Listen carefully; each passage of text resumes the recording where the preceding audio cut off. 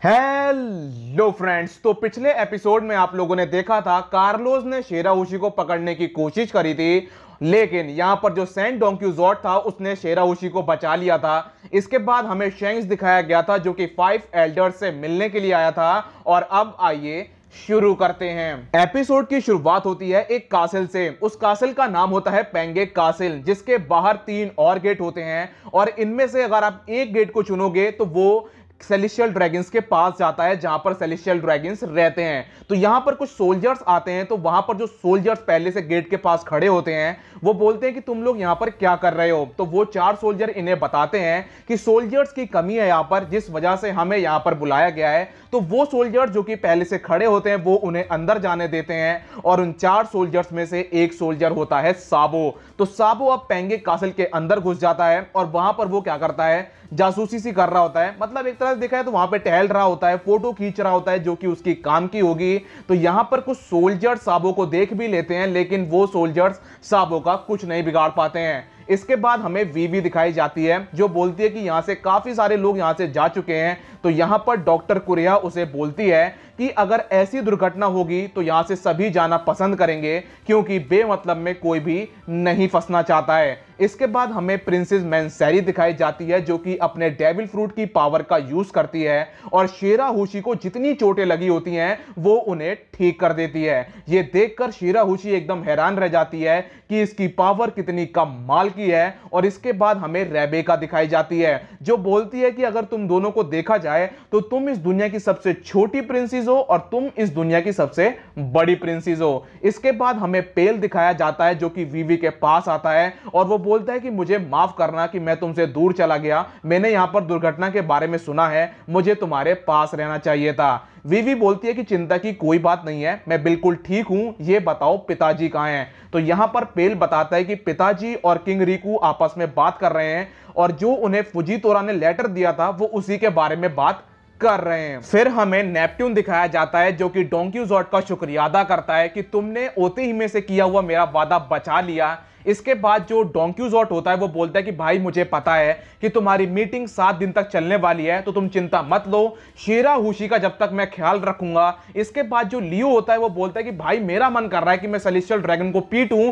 तो यहां पर डोंक्यूजॉट बोलता है कि अगर तुम फिर दोबारा इनको ऐसी हरकत करते हुए देखो तो तुम इन्हें पीट देना, बाकी सब मैं संभाल लूंगा। हमें फिर दोबारा साबो दिखाया जाता है जिसने पेंगे कासिल को पूरी तरीके से एक्सप्लोर कर लिया होता है और अब वो वहां से निकलने का रास्ता देख रहा होता है। तो उसका 2 सोल्जर से सामना हो जाता है जहां पर साबो उनकी मार लगा देता है। इसके बाद साबो बोलते कि यार अब चलने का मन नहीं कर रहा है। तो मंकी फैमिली का एक सिंपल सा फंडा है कि भाई कुछ ना मिले तो दीवार फोड़ दो। तो यहां पर साबो भी दीवार फोड़ देता है और ऊपर से नीचे कूद जाता है, जहां पर करासू उसे अपनी पीठ पर बैठा लेता है और बोलता है कि भाई तू हमेशा की तरह लापरवाह है, क्या तुम हमारा पूरा प्लान बर्बाद करना चाहते हो। तो यहां पर साबो बोलता है कि भाई आराम से, वैसे भी हमें उनसे लड़ाई करनी है। इसके बाद हमें कोने दिखाई जाती है जो कि सोबर्ट किंगडम की रानी होती है। वो जो है उस गेट की तरफ बढ़ रही होती है जिसके अंदर लैंड ऑफ गॉड यानी कि सेलेस्टियल ड्रैगन रहते हैं। तो वहां पर कुछ सोल्जर्स भी खड़े होते हैं जो कि कोने को रोकते हैं कि मैम आप अंदर नहीं जा सकती हो क्योंकि अंदर लैंड ऑफ गॉड रहते हैं, अगर आप वहां पे जाओगी तो आपके लिए खतरा है और हमारे लिए भी खतरा है कि हमने आपको अंदर जाने दिया। तो यहां पर वो लोग कोने को रोक तो देते हैं, तभी वहां पर कार्लोस आता है जिसकी हालत खराब होती है। तो गेट को खोल दिया जाता है और अंदर से उसके पिताजी बाहर निकल के आते हैं जो कि कूमा की सवारी कर रहे होते हैं,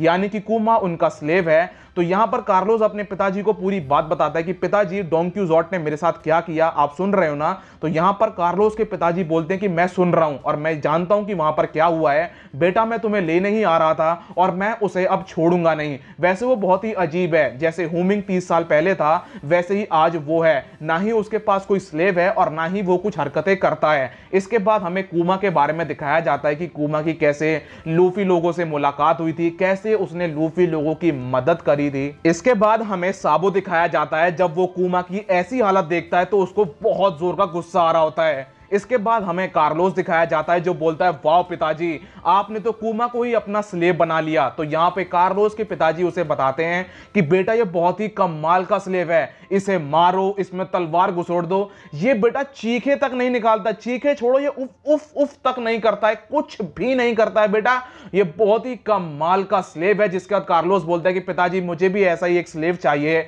अब साबो से रहा नहीं जाता और वो अपने घूंसे टाइट करता है और वो मैदान में कूद पड़ता है। लेकिन यहां पर जो करासु होता है वो साबो को रोक देता है और जो मोरले होता है वो उसे जमीन के अंदर खींच लेता है। इसके बाद हमें कोने दिखाई जाती है जो कि चुपचाप गेट के अंदर घुस गई होती है और वो फिर अपने डेविल फ्रूट की पावर का यूज करती है तो वो ज्वेलरी बोने बन जाती है, यानी कि जवान बन जाती है। और वो बोलती है कि मैं उम्मीद नहीं कर रही थी कि आपको मैं इतनी जल्दी देख पाऊंगी, लेकिन मैं इन्हें माफ नहीं करूंगी। फिर हमें साबो दिखाया जाता है जो कि बहुत ही ज्यादा गुस्से में होता है और वो बोलता है कि भाई कुमा की ऐसी हालत मुझ पे देखी नहीं जा रही है, हमारी दोस्त की जिंदगी एकदम नर्क बन गई है। करासु बोलते हैं कि भाई हम भी वही देख रहे हैं और हम भी उन्हें बचाना चाहते हैं जैसे कि तुम उन्हें बचाना चाहते हो। लेकिन मोरले यहां पर उन्हें एक बात बताता है कि भाई सुनो, कुमा एक राजा है लेकिन वर्ल्ड गवर्नमेंट ने एक एग्जाम्पल सेट कर दिया है कि तुम भले ही चाहे राजा हो या फिर एक आम इंसान हो, अगर तुम भगवान के खिलाफ जाओगे तो तुम्हारा यही हाल होगा।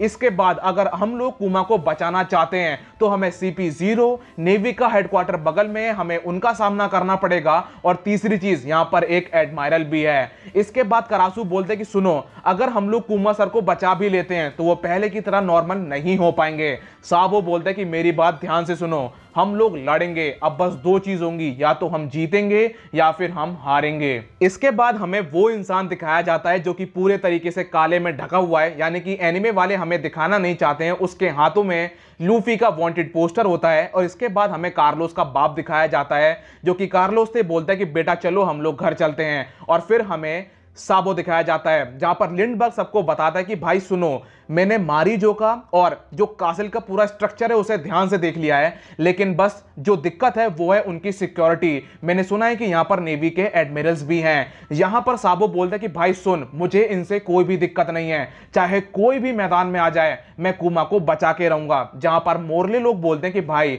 हम लोग भी यही करेंगे और हम लोग यही करने के लिए आए हैं। लिंडबर्ग बोलता है कि भाई मैंने तो सुना है कि कुमा ने एक बार तुम्हारे भाई की मदद भी करी थी। तो यहां पर साबो बोलता है कि हाँ तुम सही कह रहे हो, लेकिन उस टाइम मेरे पास मेरी मेमोरी नहीं थी। इसके बाद हमें वो वाला एपिसोड दिखाया जाता है जहां पर कुमा ने एक एक करके लूफी के सारे क्रू को गायब कर दिया था। और इसके बाद हमें फिर दोबारा साबो दिखाया जाता है जो बोलता है कि उन्होंने 2 साल में बहुत ही कड़ी ट्रेनिंग करी है और उन्होंने इतनी ज्यादा मेहनत करी है जिसकी हम लोग कल्पना भी नहीं कर सकते हैं। और इसके बाद हमें फिर वो वाला एपिसोड दिखाया जाता है जिसमें लूफी और उसका क्रू फिर दोबारा आकर मिलते हैं। और फिर हमें इसके बाद लिंडबर्ग दिखाया जाता है जो बोलता है कि भाई उसके बाद तुम्हारे भाई का क्रू बहुत ही ज्यादा फेमस हो गया है पूरे समुद्र में और हम लोग जानते हैं कि उसने कितनी बड़ी सफलता पाई है। तो यहां पर साबो बोलता है कि अगर कुमा ने उसकी मदद नहीं करी होती तो आज वो लोग इतने बड़े मुकाम पर नहीं होते। इसका मतलब कुमा का मेरे ऊपर बहुत बड़ा एहसान है क्योंकि उसने मेरे भाई की मदद करी थी। इसके बाद हमें लूफी दिखाया जाता है जो कि अपना वांटेड पोस्टर देख रहा होता है और बहुत ही ज्यादा खुश होता है क्योंकि लूफी की बाउंटी अब 500 मिलियन से 1.5 बिलियन बैरिस की हो गई है जो कि बहुत बड़ी बाउंटी है। इसके बाद हमें सांजी दिखाया जाता है जो कि रिवेरी की न्यूज पढ़ रहा होता है और फिर हमें रिवेरी दिखाई जाती है जहां पर लोग एक एक करके अब मीटिंग हॉल में बैठना शुरू हो गए हैं और वो लोग आपस में बात कर रहे होते हैं कि मरीन अच्छा काम कर रही है, उन्होंने डोफ्लामिंगो को पकड़ के इंपेल डाउन में डाल दिया है, तो साकाजुकी अच्छा काम कर रहा है। और इसके बाद वो लोग लूफी के बारे में बात करते हैं। इसके बाद मीटिंग हॉल में सारे मेंबर्स आके बैठ जाते हैं, यानी कि 50 मेंबर्स आके बैठ जाते हैं और मीटिंग अच्छे से हो इसलिए इन्हीं 50 मेंबर में एक मेंबर को चुना जाता है जो कि उनका हेड होगा, मतलब कि ताकि मीटिंग अच्छे से हो इसलिए उसको थोड़ी देर के लिए ही सही उसको थोड़े से राइट्स दे दिए जाते हैं। तो यहां पर बॉलीवुड को इस बार चुना गया होता है कि वो मीटिंग अच्छे से कराए और सबकी बात अच्छे से सुने। तो 7 दिन तक ये मीटिंग चलने वाली है। इसके बाद हमें 5 एल्डर्स दिखाए जाते हैं जो कि टहल रहे होते हैं और आपस में बात कर रहे होते हैं कि भाई रिवेरी की मीटिंग लग रहा है शुरू हो गई है और यहां पर जो किंग कोबरा है उन्होंने हमसे मिलने की बात करी है। तो यहां पर एक बंदा बोलता है कि किंग कोबरा, अरे ये अलाबास्ता वाली फैमिली है ना, ये वही फैमिली है ना जिन्होंने 800 साल पहले हमसे हाथ मिलाने से मना कर दिया था। वो बोलते हैं कि हाँ भाई ये वही हैं। और इसके बाद दोस्तों एक बंदा बोलता है कि जो दुनिया का पावर लेवल है उसे हमें मेंटेन करना होगा क्योंकि वो पूरी तरीके से हिल चुका है। दूसरी तरफ बिग मॉम और काइडो हाथ मिलाने वाले हैं, तो भाई बहुत ही गड़बड़ होने वाला है। इसके बाद हमें वो ब्लैक इंसान जो कि कपड़े पहना हुआ या फिर एनिमे वाले हमें दिखाना नहीं चाहते हैं, वो इंसान हमें दोबारा दिखाया जाता है। उसका नाम होता है ईमू और उसके हाथ में 3-4 पोस्टर होते हैं। 3 पोस्टर होते हैं, एक होता है ब्लैक बियर्ड का, लूफी का और शिराहोशी का, जो कि उसने काट रखे होते हैं, और फिर उसके हाथ में वीवी का पोस्टर होता है। इसके बाद एक इंसान उससे आकर बोलता है कि वो लोग आ चुके हैं, और फिर हमें दिखाया जाता है कि एम्प्टी थ्रोन पर जहां पर कोई नहीं बैठता है वहां पर ईमू जाके बैठ जाता है, और 5 एल्डर्स उसके सामने अपना सर झुकाते हैं और बोलते हैं कि हाँ, इस बार आपने सोच लिया कि किसे हमें हिस्ट्री से मिटाना है? अगर आपने सोच लिया है तो उसका नाम हमें बताइए। और यहीं पर एपिसोड खत्म हो जाता है। तो मिलता हूं अगली वीडियो में, जब तक के लिए अपना ख्याल रखिए, कोरोना से सावधान, गुड बाय।